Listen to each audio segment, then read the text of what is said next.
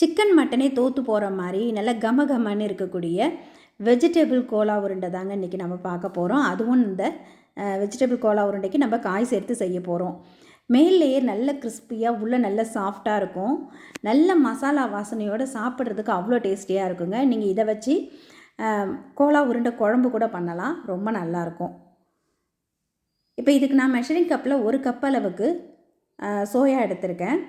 இதை நல்லா தண்ணி சூடானதுக்கப்புறம் அதில் போட்டுட்டு அடுப்பை ஆஃப் பண்ணிவிடுங்க. அப்படியே ஒரு 10 நிமிஷம் அந்த தண்ணியிலே இருக்கட்டும். அதிலே அது நல்லா வெந்து வந்துடும்.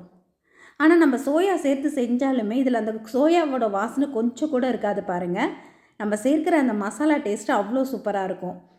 இப்போ ஒரு பெரிய மிக்ஸி ஜார் எடுத்திருக்கேன். இதில் நம்ம எந்த கப்பால் சோயா அளந்து எடுத்தோமோ அதே கப்பால் 1/2 கப் அளவுக்கு பொட்டுக்கடலையும், காரத்துக்கு 2 வரமிளகாய் சேர்த்துட்டு 1/2 ஸ்பூன் அளவுக்கு பெருஞ்சீரகம் சேர்த்துருக்கேன், ஒரு 2 கிராம்பு, ஒரு சின்ன துண்டு பட்டை, 1 இன்ச் அளவுக்கு இஞ்சி சேர்த்துட்டு ஒரு 4-5 பல்லு பூண்டு சேர்த்துக்குங்க.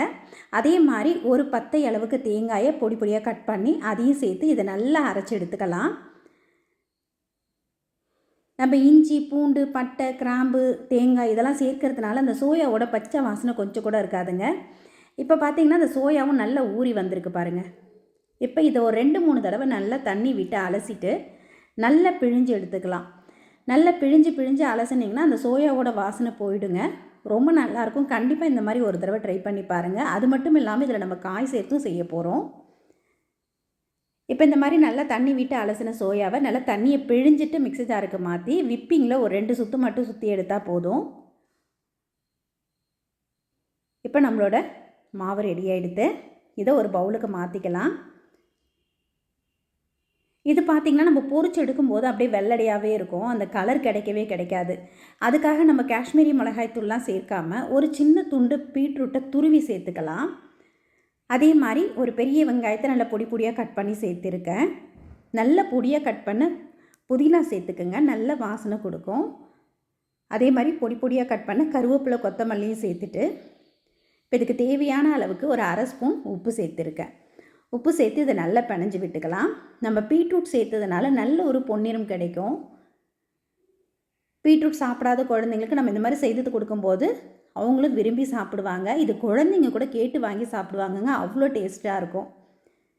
இப்போ இதை சின்ன சின்ன உருண்டைகளாக நம்ம உருட்டி எடுத்துக்கலாம்.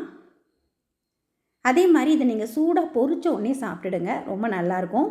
இதை வச்சு நம்ம வெஜிடபிள் கோஃப்தா கறி கூட பண்ணலாம், அதுவும் டேஸ்ட்டுன்னு அட்டகாசமாக இருக்கும். இப்போ எல்லா உருண்டைகளும் உருட்டி எடுத்தாச்சு. இப்போ இதை பொரிச்சு எடுக்கிறதுக்கு எண்ணெய் ரொம்ப ஹை ஃப்ளேமில் இருக்க வேண்டாம், கொஞ்சம் மீடியம் ஃப்ளேமில் இருக்கட்டும். அப்போ தான் உள்ளேயும் நல்லா வெந்துட்டு மேலேயும் அந்த கிறிஸ்பியான ஒரு லேயர் கிடைக்கும். நீங்கள் ஹை ஃப்ளேமில் வச்சு பொரிச்சிட்டிங்கன்னா பொதன்னு இருக்கும், அந்த மேல் லேயர் கிறிஸ்பியாகவே இருக்காது. நம்ம பொட்டுக்கடலைலாம் சேர்த்துருக்கிறதுனால அவ்வளோ கிறிஸ்பியாக இருக்கும், டேஸ்ட் அட்டகாசமாக இருக்கும். நல்ல மிதமான தீயில் வச்சு உருண்டைகளை போட்ட உடனே கிளறாதீங்க. ஒரு 1 நிமிஷம் அப்படியே விட்டுட்டு அதுக்கப்புறம் நல்லா திருப்பி விட்டு நல்ல ஒரு பொன்னிறம் வர்ற வரைக்கும் இதை வேக வச்சு எடுத்துக்கலாம்.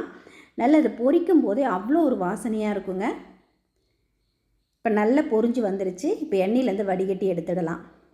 பார்க்குறதுக்கே ரொம்ப சூப்பராக இருக்குது பாருங்கள், சாப்பிட்றதுக்கும் அவ்வளோ டேஸ்டியாக இருக்கும். இப்போ இது மாதிரியே மீதி இருக்கிற உருண்டைகளும் நம்ம பொரிச்சு எடுத்துடலாம். நம்ம 1 கப் அளவுக்கு தான் சோயா எடுத்தோம், அதிலே பார்த்திங்கன்னா நமக்கு இத்தனை உருண்டைகள் கிடைக்குங்க. அதனால் உங்களுக்கு எந்த அளவுக்கு தேவையோ அதுக்கேற்ற மாதிரி அளவுகளை கூட்டவோ குறைக்கவோ செஞ்சுக்கலாம். சுட சுட நம்மளோட வெஜிடபிள் கோலா உருண்டை ரெடி. கண்டிப்பாக இந்த ரெசிபியை நீங்கள் ட்ரை பண்ணி பாருங்கள். இந்த வீடியோ உங்களுக்கு பிடித்திருந்ததுன்னா லைக் பண்ணுங்கள், ஷேர் பண்ணுங்கள், சப்ஸ்கிரைப் பண்ணுங்கள். உங்கள் ஃப்ரெண்ட்ஸு ரிலேட்டிவ்ஸோடு இந்த வீடியோவை ஷேர் பண்ணிக்கிங்க. நன்றி, வணக்கம்.